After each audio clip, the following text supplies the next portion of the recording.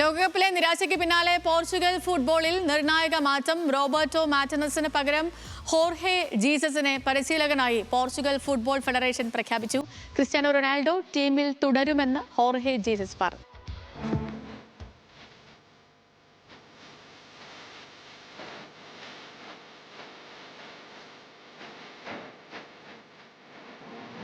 ലോകകപ്പിലെ നിരാശ, ടീമിനുള്ളിലെ പടലപ്പിണക്കങ്ങളെക്കുറിച്ചുള്ള ചർച്ചകൾ എല്ലാം തുടരുന്നതിനിടെയാണ് പോർച്ചുഗൽ ഫുട്ബോളിൽ പുതിയ അധ്യായത്തിന് തുടക്കമായത്. റോബർട്ടോ മാർട്ടിനസിന് പകരം ഹോർഹെ ജീസസ് ഇനി പോർച്ചുഗൽ ടീമിനെ കളി പഠിപ്പിക്കും. ടീമിനെ വീണ്ടും ഒറ്റക്കെട്ടാക്കി വിജയവഴിയിലേക്ക് നയിക്കുകയെന്ന വലിയ ദൗത്യമാണ് ജീസസിനെ കാത്തിരിക്കുന്നത്.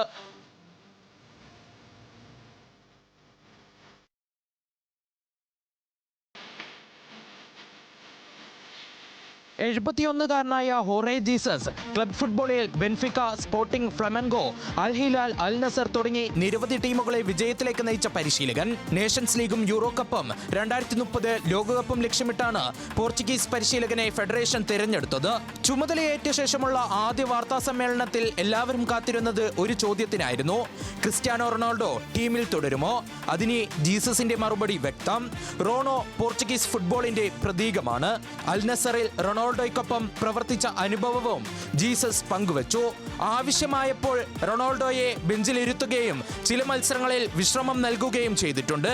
എന്നാൽ ഒരു ഘട്ടത്തിലും റൊണാൾഡോ അതിനെ പ്രശ്നമാക്കിയിട്ടില്ലെന്നും ക്രിസ്ത്യാനോ എല്ലായ്പ്പോഴും ടീമിനെയും പരിശീലകന്റെ തീരുമാനങ്ങളെയും ബഹുമാനിച്ചിരുന്നുവെന്നും ജീസസ് പറഞ്ഞു. ലോകകപ്പിൽ സ്പെയിനിനെതിരായ പ്രീ ക്വാർട്ടർ മത്സരത്തിന് മുൻപ് തന്നെ ഇത് തന്റെ അവസാന ലോകകപ്പായിരിക്കുമെന്ന് റൊണാൾഡോ വ്യക്തമാക്കിയിരുന്നു. ദേശീയ ടീമിൽ തുടരണോ വിരമിക്കണോ എന്ന കാര്യത്തിൽ ഉടൻ തീരുമാനമെടുക്കില്ലെന്നും ആലോചിച്ച ശേഷമേ തീരുമാനം പ്രഖ്യാപിക്കൂ എന്നും റോണോ പറഞ്ഞിരുന്നു.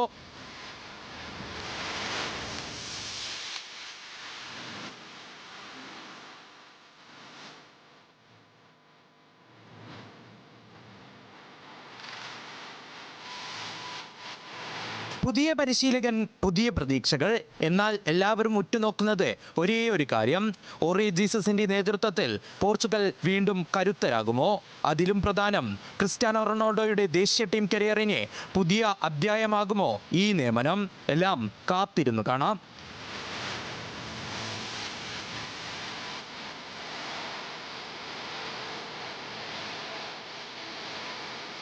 World cup desk, news Malayalam.